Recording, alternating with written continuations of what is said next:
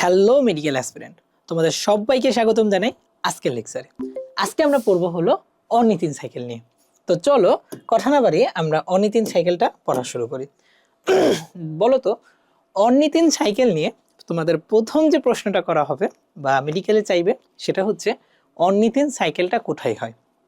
দেখো, অর্নিথিন সাইকেলে কি তৈরি হয়? ইউরিন তৈরি হবে, তাই তো? তো মনে হইতে পারে অর্নিথিন সাইকেল বুঝি কিডনিতে হয়। প্রথম ভুল। আসলে অর্নিথিন সাইকেল কোথায় হয়? লিভারে হয়। কোথায়? লিভার বা যকৃতে হয়। তো আমরা জানি যে আমরা যে খাবারগুলো খাই তার একটা ইম্পর্টেন্ট খাবার হচ্ছে ভাইয়া প্রোটিন, তাই না? এই প্রোটিনের ক্ষুদ্রতম এককের নাম কি বলতো? Amino acid. এই অ্যামাইনো অ্যাসিডটা দেখতে কিন্তু এমন কেমন বলতো?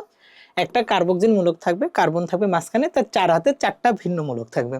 এক পাশে থাকবে কার্বক্সিল আয়ন, এক পাশে থাকে অ্যামিনো গ্রুপ, একটাতে হাইড্রোজেন আর একটাতে থাকে অ্যালকাইল মূলক। ওকে, খেয়াল করো তো, এই কার্বক্সিল আর অ্যামিনো দুটা কিন্তু ডিফারেন্ট চার্জ। এটা হলো নেগেটিভ চার্জ, এটা হলো পজিটিভ চার্জ।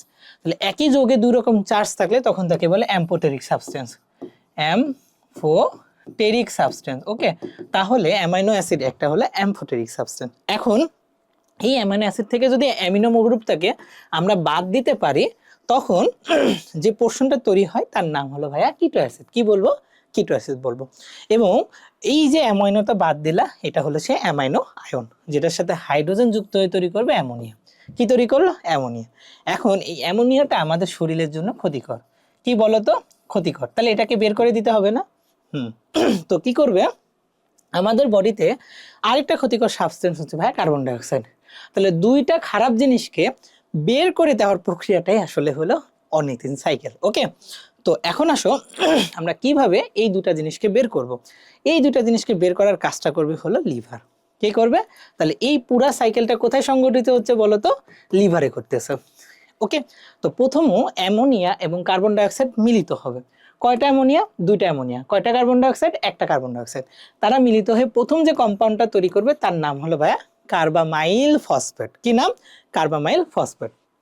এরপরে যে সাইকেলটা হবে এইটার নামই হলো অর্নিথিন সাইকেল অথবা ইউরিয়া সাইকেল। তো এই সাইকেলে যে উপাদানগুলো তৈরি হবে সেইগুলোকে আমরা একটা ছন্দ দিয়ে মনে রাখতে পারি। তো ছন্দটা কি? তোমরা সবাই ক্লাস রিপ্রেজেন্টেটিভের নাম শুনছো না?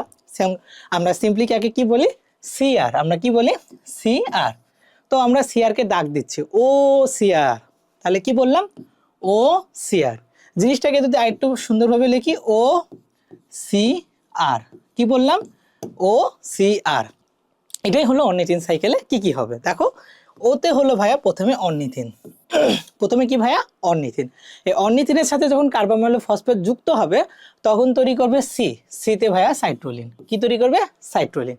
এই সি পরবর্তীতে কনভার্ট হয়ে তৈরি করবে ভাইয়া আর।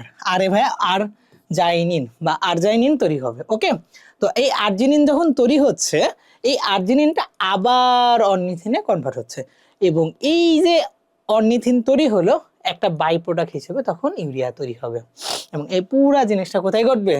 লিভারে ঘটবে। ঠিক আছে, এখন আসো এই ইউরিয়াটা এখন ব্লাডের মাধ্যমে কোথায় চলে যাবে বলো তো? কিডনিতে চলে যাবে এবং কিডনিতে গিয়ে কি তৈরি করবে?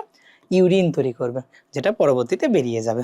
তাহলে খেয়াল করছো ভাইয়া যে আমাদের ইউরিয়া সাইকেল বা অর্নিথিন সাইকেল পুরাটাই কিন্তু লিভারে হলো, কিন্তু আলটিমেটলি প্রোডাক্ট বা ইউরিন এটা কিন্তু কিডনিতে গিয়ে বের হয়ে গেল। তো এইটাই ছিল আমাদের অর্নিথিন সাইকেলের আদ্যপ্রান্ত। মেডিকেল অ্যাডমিশনের জন্য অর্নিথিন সাইকেলে এতটুকু তুমি যদি বুঝো এনাফ। তো ধন্যবাদ সবাইকে। আসসালামু আলাইকুম ওয়া রাহমাতুল্লাহ।